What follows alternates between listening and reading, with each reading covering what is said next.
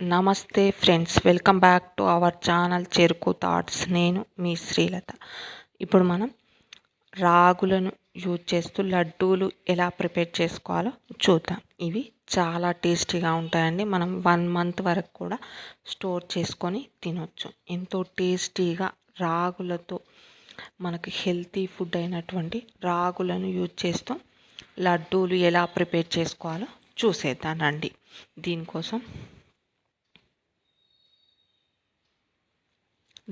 నేను ఇక్కడ స్టవ్ పైన ప్యాన్ పెట్టుకొని ప్యాన్ హీట్ అయిన తర్వాత పల్లీలను ఒక 1/2 కప్పు పల్లీలను కూడా వేసుకొని డ్రై రోస్ట్ చేసుకుందాం. అదేవిధంగా జీడిపప్పు, బాదాం కూడా మనం యాడ్ చేసుకొని డ్రై రోస్ట్ చేసుకుందాం. వీటన్నింటిని కూడా దూరగా వేయించుకొని మనం పక్కకు తీసుకుందాం.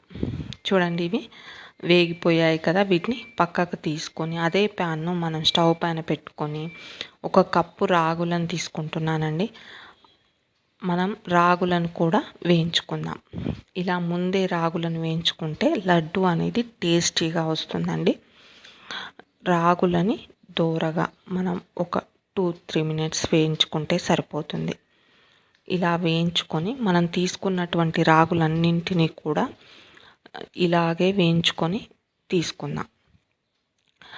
ఇలా వేయించుకున్న తర్వాత మీరు పిండి గిన్నెలో పిండి పట్టించుకోవచ్చండి. ఎక్కువ క్వాంటిటీ అయితే, తక్కువ అయితే మిక్సర్ జార్లో గ్రైండ్ చేసుకుంటే సరిపోతుంది. నేను మిక్సర్ జార్లోనికి తీసుకొని వాటిని మెత్తగా గ్రైండ్ చేసుకుంటున్నాను.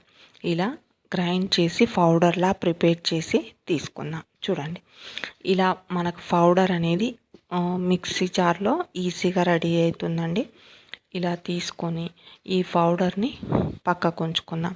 అదేవిధంగా ముందుగా డ్రై రోస్ట్ చేసుకున్నటువంటి పల్లీలు, డ్రై ఫ్రూట్స్ను కూడా మనం ఇలా గ్రైండ్ చేసుకుందాం. మరి మెత్తగా కాకుండా కాస్త బరకగా గ్రైండ్ చేసి తీసుకుందాం. ఇప్పుడు ముందుగా రాగుల పౌడర్ తీసుకొని దానికి మనం పల్లీలను కూడా గ్రైండ్ చేసుకున్నటువంటి పౌడర్ని యాడ్ చేసుకుందాం.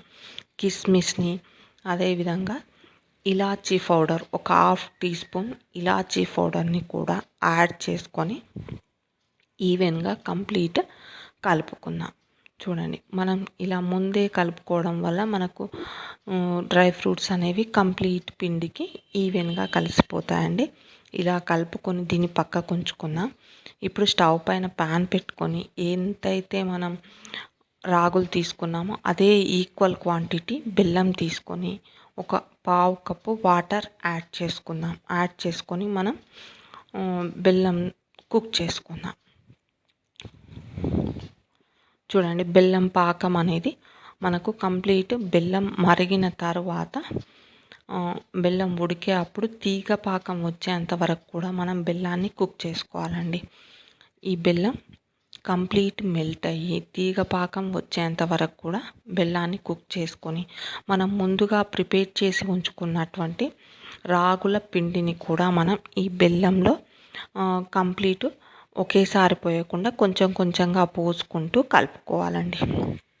ఇలా పిండిని కూడా మనం కొంచెం కొంచెంగా వేసుకుంటూ బెల్లం పాకంలో కంప్లీట్ పిండిని వేసుకుంటూ కలుపుకుంటూ కంప్లీట్ పిండిని మనం యాడ్ చేసుకోవాలండి. చూడండి, ఇలా రెడీ అయినటువంటి దాన్ని మనం కంప్లీట్ బెల్లం పాకంలో కలిసేలా కలుపుకుందాం. మనం కలుపుకున్న తర్వాత చూడండి, స్టవ్ సిమ్లో పెట్టుకొని ఇలా కంప్లీట్ బెల్లాన్ని పౌడర్ని కూడా మనం కలిపి తీసుకుందాం. చూడండి, కంప్లీట్ 1 కప్పు రాగులకు 1 కప్పు బెల్లం అనేది చాలా బాగా టేస్ట్ అనేది సెట్ అవుతుందండి.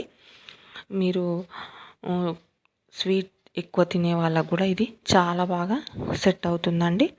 ఇలా కలుపుకొని దీనిలోనికి ఒక 2 టీ స్పూన్ల నెయ్యిని కూడా మనం యాడ్ చేసి తీసుకుందాం. 2 టీ స్పూన్ల నెయ్యిని కూడా మనం యాడ్ చేసుకొని కలుపుకుందాం. చూడండి, ఇలా నెయ్యిని కూడా యాడ్ చేసుకొని కలుపుకొని తీసుకుంటే మనకు రెడీ అయిపోతుంది.